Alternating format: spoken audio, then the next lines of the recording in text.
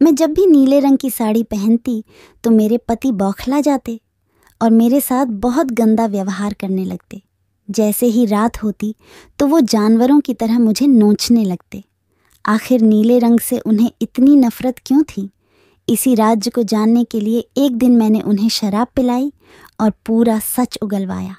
नशे में उन्होंने जो बताया उसे सुनकर तो मेरे होश उड़ गए। उन्होंने कहा कि मेरा नाम कोमल है, सीधे और सिंपल से परिवार में पली बढ़ी मैं जब बड़े घर में शादी करके गई तो वहां पर एडजस्ट करना मेरे लिए बहुत मुश्किल था। मेरे पति का नाम रजत था। वह एक बहुत ही बड़ी कंपनी में काम करते थे। मेरे पति बचपन से ही अनाथ थे। उनका पालन पोषण उनके मामा मामी ने किया। जब रजत कमाने लगे और अपने पैरों पर खड़े हो गए तो उन्होंने इस शहर में अपना अलग घर ले लिया और हम दोनों की शादी हो गई। हमारे दिन बहुत ही अच्छे से निकल रहे थे। रजत भी अपनी ड्यूटी पर जा रहे थे और मैं भी पूरा घर संभाले हुए थी। घर में पूरा दिन अकेले रहना मेरे लिए मुश्किल था, क्योंकि मैं जिस परिवार में रहती थी वहां पर भरा पूरा परिवार था। मेरे माँ पिताजी के साथ साथ हमारा पूरा परिवार हम एक साथ रहते थे और यहाँ पर सिर्फ पति अकेले, और वह भी दिन में ऑफिस चले जाते तो पूरा दिन अकेले काटना मेरे लिए बहुत ही मुश्किल था। लेकिन खैर, अब तो जैसे तैसे मेरे को यहीं पर रहना था। अब जैसे मुझे आदत हो गई थी अकेले रहने की। लेकिन एक बात इनमें से यह बहुत अच्छी थी कि रजत मुझसे बहुत प्यार करते थे। मेरी हर बात को वह अपने सर आंखों पर रखते थे और मेरे बिना बोले ही सारी बात समझकर उसे पूरा कर देते थे। घुमाने लेकर जाने तक से लेकर बाहर खाने तक उन्होंने मेरा हर तरह से ख्याल रखा हुआ था। ऐसे ही कुछ दिन निकलते गए। one दिन रजत की मासी हमारे घर पर आए और वह कहने लगे कि चलो मेरे साथ शहर चलो, हम लोग कुछ शॉपिंग करने जा रहे हैं, तुम भी कराना। मैंने रजत से कहा, मुझे मासी के साथ बाजार जाना है शॉपिंग के लिए। रजत ने मुझे ढेर सारे पैसे थमा दिए और कहा कि जो तुम्हें खरीदारी करनी है वह कर लेना बिना संकोच करे। आज रजत भी घर पर ही थे। उन्होंने कहा कि मेरे को ऑफिस से छुट्टी है, इसलिए घर का मैं ध्यान रखूंगा और तुम आराम से शाम तक मौसी के साथ लौट आना। मैं राजी खुशी मौसी के साथ शॉपिंग करने चली गई। वहां हम लोगों ने बहुत से कपड़े और जूते वगैरह की शॉपिंग की। वहीं मैंने नीले रंग के बहुत सारे सूट ले लिए और कुछ साड़ियां भी ले ली। आज से पहले मैंने नीले रंग की कोई साड़ी या सूट नहीं पहना था, क्योंकि मेरी माँ इस चीज़ को अपशकुन मानती थी। इसीलिए उन्होंने आज तक मुझे नीले रंग का कोई भी कपड़ा नहीं खरीदने दिया। लेकिन आज मैं मौसी के साथ अकेले खरीदारी करने आई थी, इसलिए मैंने अपने पसंदीदा नीले रंग के कपड़े और साड़ियाँ ले ली। मैं उन्हें लेकर घर आ गई। रजत किसी काम से लैपटॉप पर लगे थे, इसलिए मैंने उन्हें कपड़े नहीं दिखाए और प्लान बनाया कि शाम को उनके सामने ही पहनकर उन्हें सरप्राइज दूंगी। खैर, शाम को हम लोगों ने खाना खाया और मैं नहाकर रेडी हो गई और मैंने नीले रंग की साड़ी पहन ली। मेरी नीले रंग की साड़ी को देखते रजत की आंखें जैसे लाल सी हो गईं और पूरी तरह से वह बौखला गए और मुझ पर चिल्लाने लगे। मैं बहुत डर गई, क्योंकि आज से पहले मैंने रजत को कभी भी गुस्से में नहीं देखा था और आज अचानक से ऐसे कैसे हो गया। मुझे बिल्कुल भी अंदाज़ा नहीं लगा कि रजत ऐसा क्यों कर रहे हैं। फिर उन्होंने सभी चीज़ें उठा कर इधर उधर फेंकनी शुरू कर दी और मेरे साथ बुरी तरह बर्ताव करने लगे और मुझे पकड़कर कमरे में ले गए। मुझे धक्का देकर मेरे साथ जानवरों की तरह व्यवहार करने लगे। रजत का ऐसा रूप मैंने पहली बार देखा था। उसने मेरे साथ बहुत गंदा संबंध बनाया और मेरी चीख निकाल दी। मैंने जैसे तैसे सह लिया और दूसरे दिन नहाकर जब दूसरे रंग की साड़ी पहनी तो रजत बिल्कुल ठीक हो गए और कल रात वाली बात को ना दोहराते हुए मुझे मनाने लगे और खूब सारा प्यार देते हुए मुझे बाहर घुमाने के लिए लेकर गए।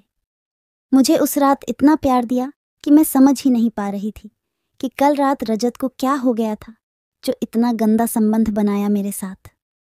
जैसे तैसे मैं उस बात को भूल गई, क्योंकि मैंने सोचा कि शायद उनकी तबीयत खराब हो गई होगी, जिस वजह से उन्होंने ऐसा कुछ किया हो। ऐसे ही 2-3 दिन निकले। मैंने फिर से एक दिन नीले रंग का सूट पहन लिया।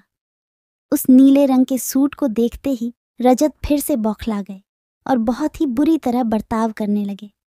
इस बार तो उन्होंने हद ही पार कर दी। इस बार उन्होंने मेरे ऊपर हाथ उठाना शुरू कर दिया और मेरे साथ मारपीट की। अब तो मुझे कुछ समझ में नहीं आ रहा था कि आखिर मेरे साथ हो क्या रहा है।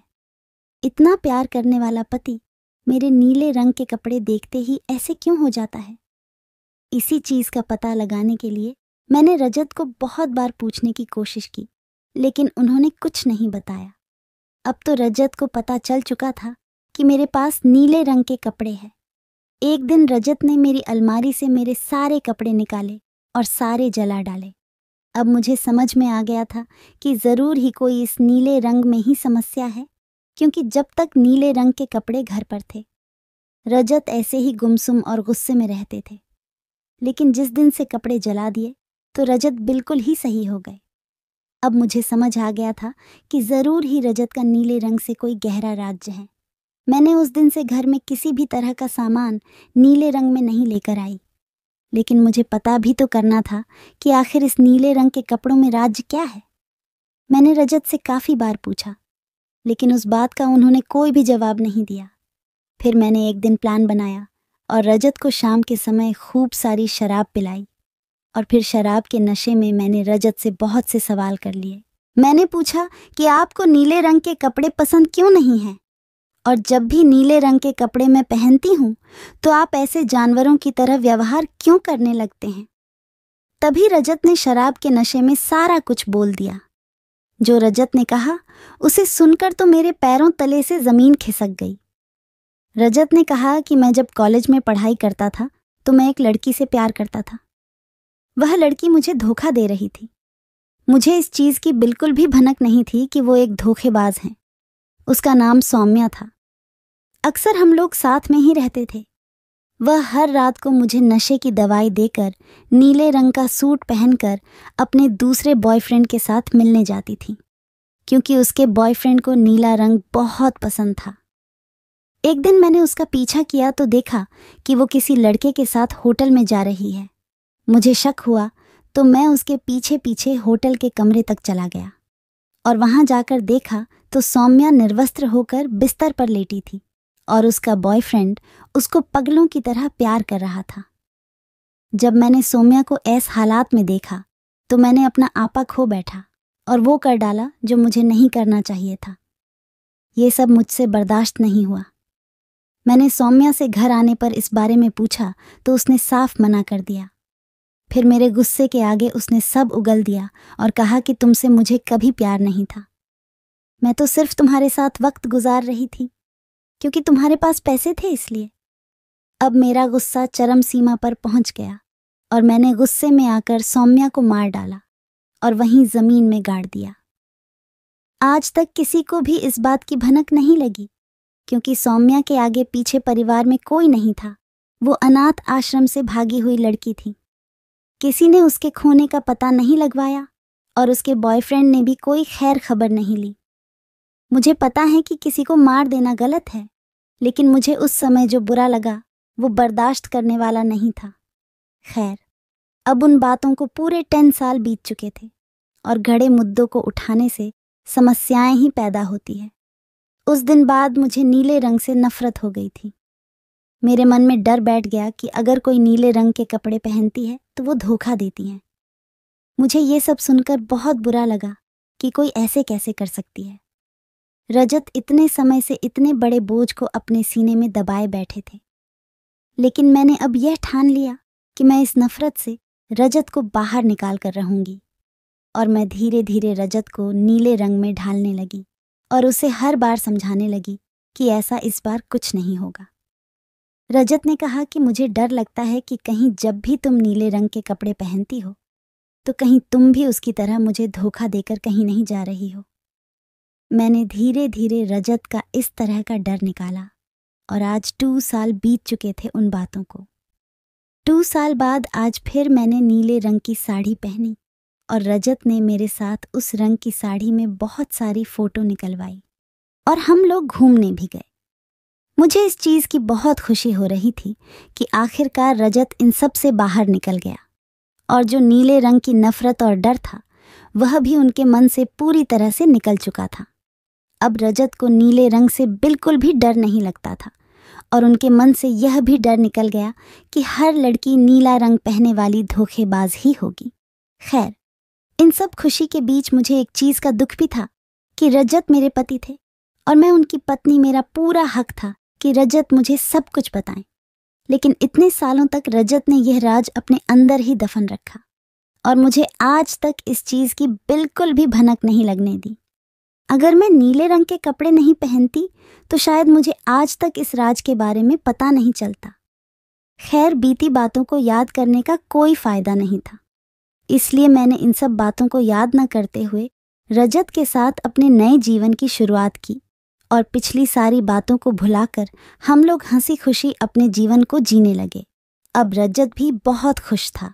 मेरे मन में बहुत खुशी थी कि शायद रजत अब दोबारा कभी उस हालत में नहीं जाएगा, और एक वहम भी निकल चुका था कि मेरी माँ जो नीले रंग को अब तक अपशगुन का नाम देती थी, यह अपशकुन अंधविश्वास ऐसा कुछ नहीं होता। लोगों के मन का वहम होता है जो लोग अपने मन के अंदर पाल लेते हैं और उसे अपशकुन का नाम दे देते हैं। खैर, मैं माँ को तो ऐसा कुछ नहीं बोल सकती थी, लेकिन यह ज़रूर सोचा था कि जिस तरह मैंने रजत का यह डर और नफरत निकाली, उसी तरह माँ की भी उस नीले रंग के जो अपशगुन का ख्याल मन में पनप रहा था वह निकाल दूंगी। ये सब सोचते हुए मेरे चेहरे पर एक मीठी सी मुस्कान आ चुकी थी। तो दोस्तों, यह थी हमारी आज की कहानी। उम्मीद करते हैं आपको पसंद आई होगी। आपका क्या कहना है इस कहानी के बारे में कमेंट करके हमें ज़रूर बताएं। वीडियो को लाइक करके चैनल को सब्सक्राइब कर लीजिए। साथ में घंटी को दबाकर ऑल पर सेट कर लीजिए ताकि आने वाली वीडियो आपको तुरंत मिले। धन्यवाद।